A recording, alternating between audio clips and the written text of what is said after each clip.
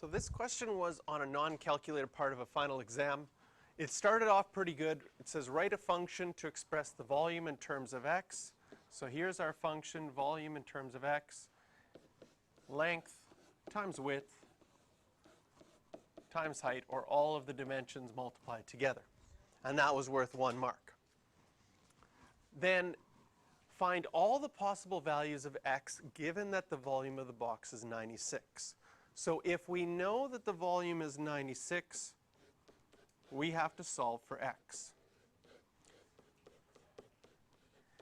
And this is where there's a little bit of controversy, because students, seeing that it was non-calculator, seeing that they just had to multiply 3 numbers to get 96, started just plugging in numbers for x. And it doesn't take very long. You probably start with 1, then you go to 2. Since it's non-calculator, you're pretty sure that one of the answers isn't going to be 1.89243 or something crazy like that, because it's non-calculator. So it didn't take long, and someone said, you find out that x is equal to 2, and then write that as your answer, and get your dimensions from there that are 2, 4, and 12. Now, the problem with that is that you're not showing that you found all the possible values. You found 1. There might be others, but in order to find all the possible values, you need to have an algebraic approach and solve this algebraically. So how do we solve this algebraically? Well, the only way that you can solve something of this size algebraically is if you would make one side equal to 0, but then you're going to need to multiply this all out and then refactor it. So what they were looking for on the exam was that you would multiply these out, x squared plus 2x, still multiplied by x plus 10, multiply that out, x cubed plus 12x squared plus 20x. Then move everything over to one side and make it equal to 0.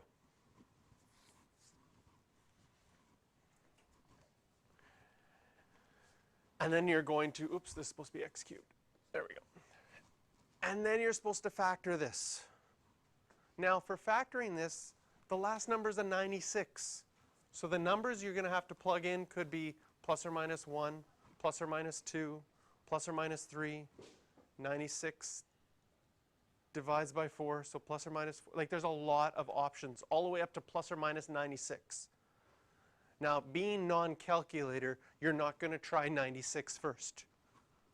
I would hope not, because 96 cubed off to the side. You're going to start with those smaller numbers. If I call this function g of x, and since I already know from above with my guess and check that x equals 2 works, that means that when you plug in g of 2, which will give you 2 cubed is 8, plus 48, 20 times 2 is 40, minus 96, you get 0.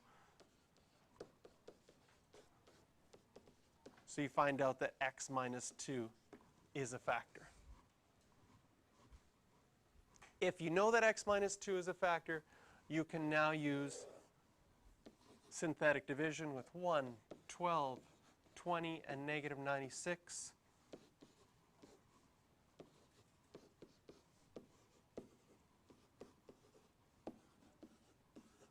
To factor it. So our division statement, g of x will equal to x minus 2 multiplied by x squared plus 14x plus 48.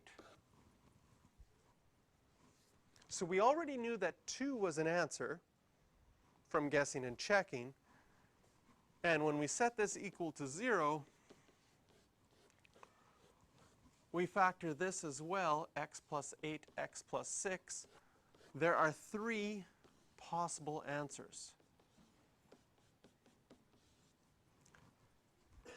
Now, in the context of the problem is what we have a volume of a box. One of the dimensions is x, the other dimension is x plus 2, and the last dimension is x plus 10. So if we're talking about dimensions of the box, can you see that both of these ones don't make sense in the context of the problem? You can't have a box with a height of -8 or a height of -6. So then the only answer for x is 2.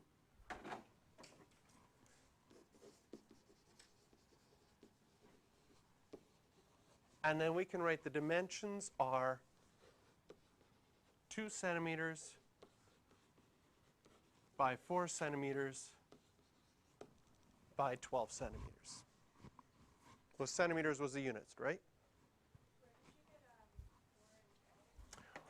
If we go back to our original equation, they have the side lengths x. We just figured out that x was 2.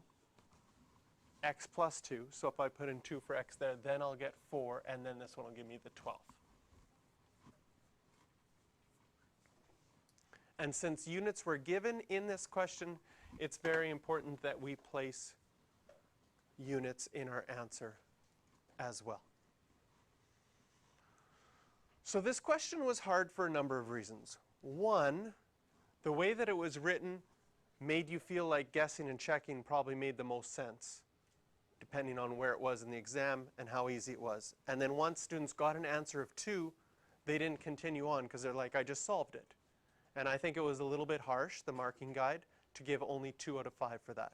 Because I think the question didn't necessarily lead itself well to make you think of something else. If the question had, I think, was written a little bit better and said, solve algebraically for all the sides, then you would know that your guess and check and just plugging in a number wasn't enough. But this part, having to expand it, move the 96 over, and then refactor it, was a lot of work to do that.